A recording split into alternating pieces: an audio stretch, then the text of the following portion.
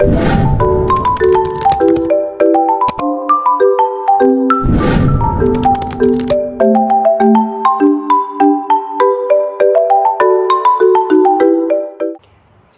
warahmatullahi wabarakatuh. Perkenalkan, nama saya Agus Aprianto. Saya dari kelas 64 2A 26, NIM saya 642300189, dengan tugas karakter building dengan tema apa sih kenakalan remaja itu? Kenakalan remaja merupakan tingkah laku yang melampaui batas toleransi orang lain atau lingkungan sekitar, serta suatu tindakan yang dapat melanggar norma-norma dan hukum. Secara sosial, kenakalan remaja ini dapat disebabkan oleh suatu bentuk pengabdian sosial sehingga remaja ini dapat menggambarkan bentuk perilaku yang menyimpang. Kenakalan remaja adalah suatu perilaku yang dilakukan oleh remaja dengan mengabaikan nilai-nilai sosial yang berlaku di masyarakat. Kenakalan remaja meliputi semua perilaku yang menyimpang dari norma-norma dan hukum yang dilakukan oleh remaja. Perilaku ini dapat merugikan diri sendirinya sendiri dan orang-orang sekitarnya. Kenakalan remaja itu terjadi pada remaja yang mempunyai konsep diri lebih negatif dibandingkan dengan remaja yang tidak bermasalah. Remaja yang dibesarkan dalam keluarga kurang harmonis dan memiliki kecenderungan yang lebih besar menjadi remaja yang nakal dibandingkan remaja yang dibesarkan dalam keluarga harmonis dan memiliki konsep diri yang positif. Kesimpulannya, kecenderungan remaja untuk melakukan tindakan yang melanggar aturan yang dapat mengakibatkan kerugian dan kerusakan baik terhadap dirinya sendiri maupun orang lain. Karakteristik kenakalan remaja. Remaja nakal mempunyai sifat memberontak, mendendam, curiga, impulsif, dan menunjukkan kontrol batin yang kurang. Dan hal ini mendukung perkembangan konsep diri yang negatif. Karakteristik umum yang sangat berbeda dengan remaja yang tidak nakal. Perbedaan kenakalan remaja itu meliputi A. Struktur intelektual. Fungsi-fungsi kognitif pada remaja yang nakal akan mendapatkan nilai lebih tinggi untuk tugas-tugas prestasi daripada nilai untuk keterampilan verbal. Remaja yang nakal kurang toleran terhadap hal-hal yang ambisius dan kurang mampu memperhitungkan tingkah laku orang lain serta menganggap orang lain sebagai cerminan dari diri sendiri. Yang B. Fisik dan psikis. Remaja yang nakal lebih idiot secara moral dan memiliki karakteristik yang berbeda secara jasmania atau fisik. Sejak lahir, jika dibandingkan remaja yang normal, bentuk tubuhnya lebih kekar, berotot, kuat, dan bersikap lebih agresif.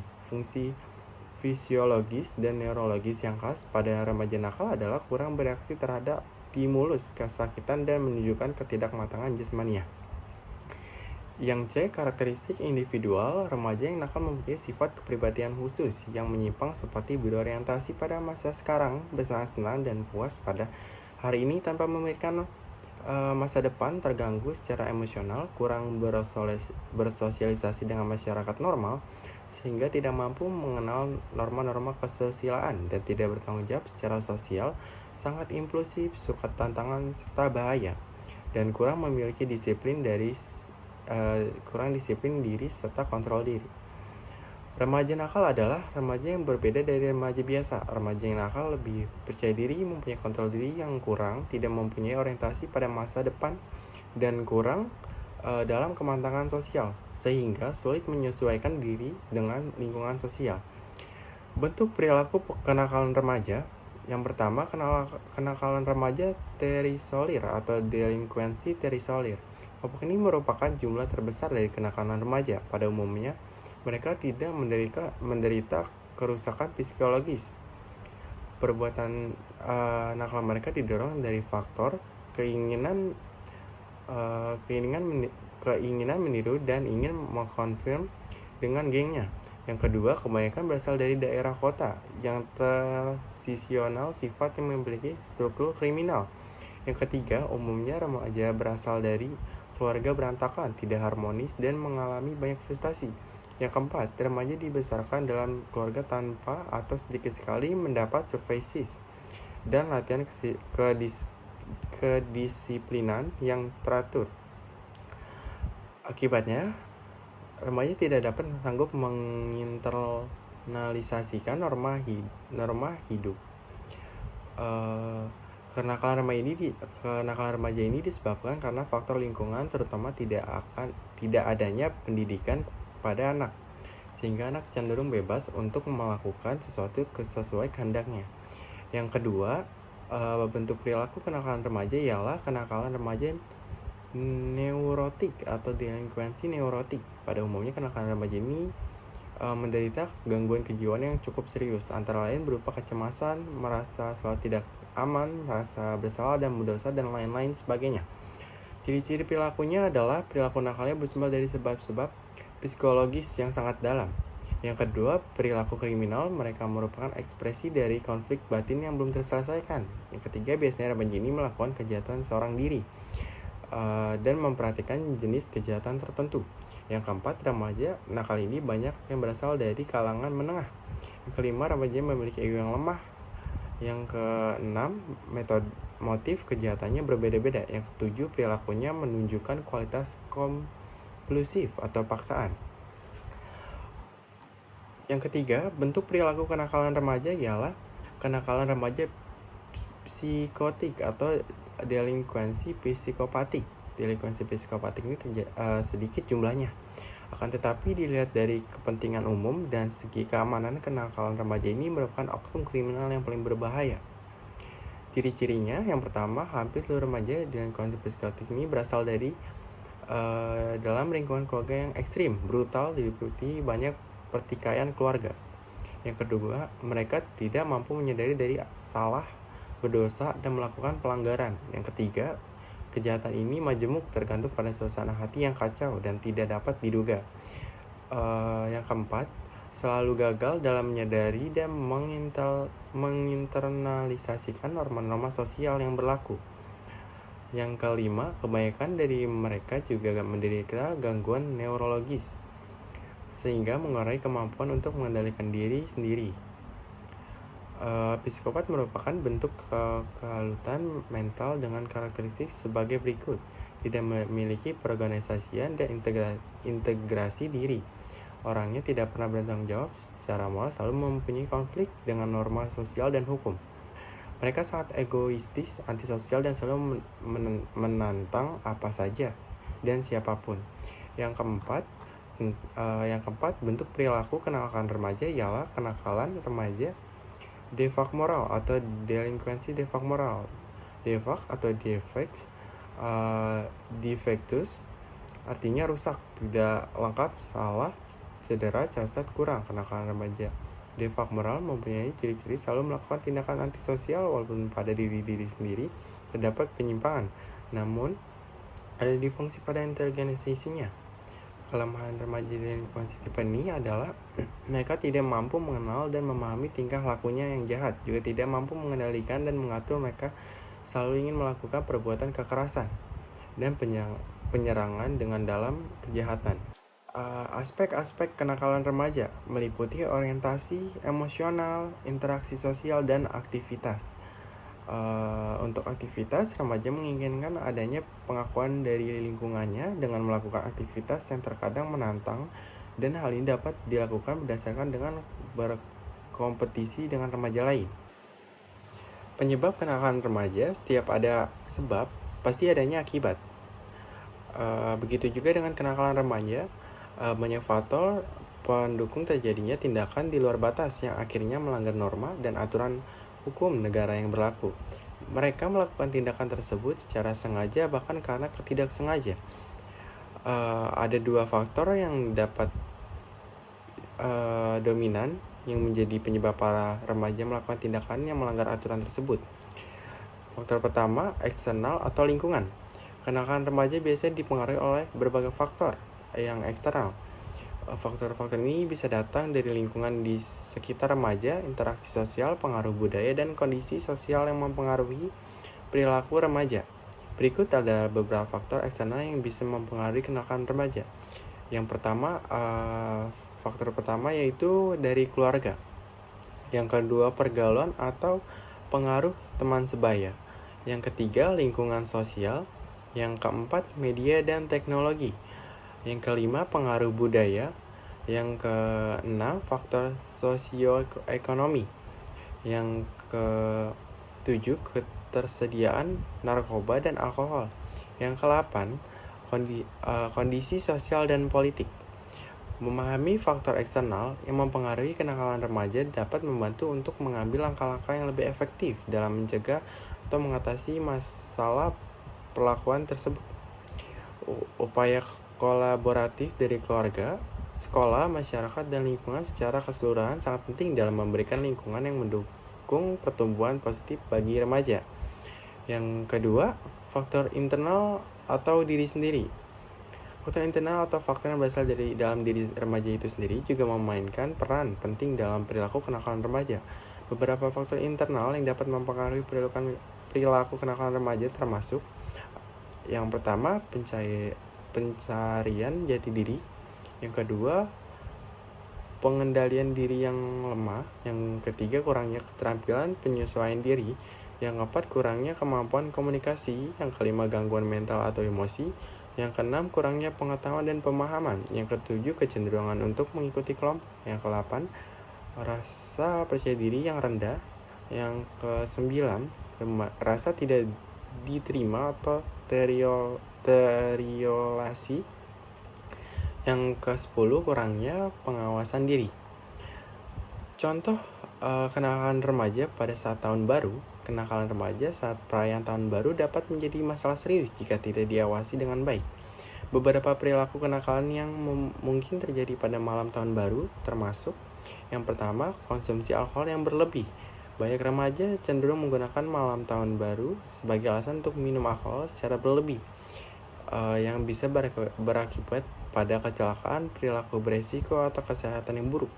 Yang kedua, pesta liar atau tawuran. Malam tahun baru seringkali menjadi momen di masa remaja berkumpul dalam jumlah besar dan jika tidak diawasi dengan baik, hal ini bisa berkunjung pada pesta liar yang melibatkan tawuran, kekerasan, atau kerusuhan.